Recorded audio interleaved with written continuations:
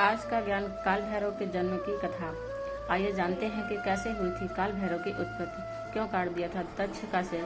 मार्गशीर्ष मास के कृष्ण पक्ष की अष्टमी तिथि को भगवान शिव के अंश काल भैरव की उत्पत्ति हुई थी। इस तिथि को काल भैरव जयंती के रूप में मनाया जाता है। काल भैरव की उत्पत्ति भगवान शिव के क्रोध के परिणाम स्वरूप हुआ था।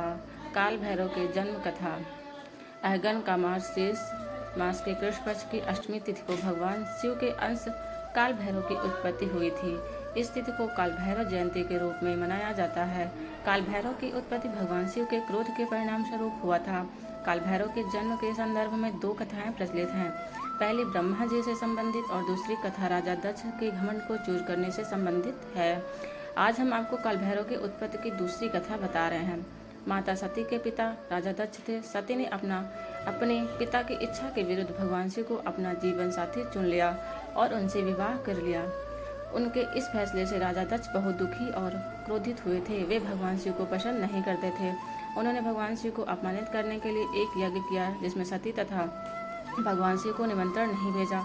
सूचना मिलने पर सती ने भगवान शिव से उस यज्ञ में शामिल होने के लिए निवेदन किया।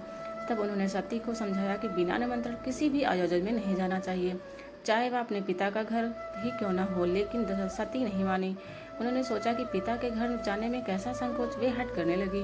वे अपने पिता के घर चले गए। यज्ञ हो रहा था। सभी देवी देवता, ऋषि मुनि, गंधर्व आदि उसमें उपस्थित थे। सती ने पिता से महादेव तथा उनको न बुलाने का कारण पूछा तो राजा दक्ष भगवान शिव को अपमान करने लगे। उस अपमान से आहत सती ने यज्ञ के हवन कुंड की अग्नि में आत्मदाह कर लिया।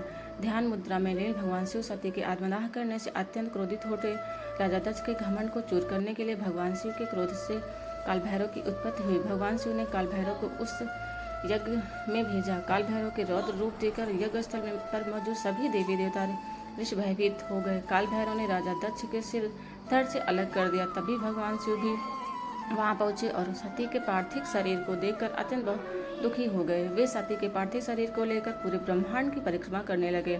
ऐसी स्थिति देखकर भगवान विष्णु ने अपने चक्र से सती के शरीर के 51 टुकड़े कर दिए। सती के अंग पृथ्वी पर जहाँ जहाँ गिरे वहाँ शक्तिपीठ बन गए, जहाँ आज भी पूजा होती है। धार्मिक मान्यताओं के अनुसार काल भैरव उन सभी शक्तिपीठों की रक्षा करते हैं।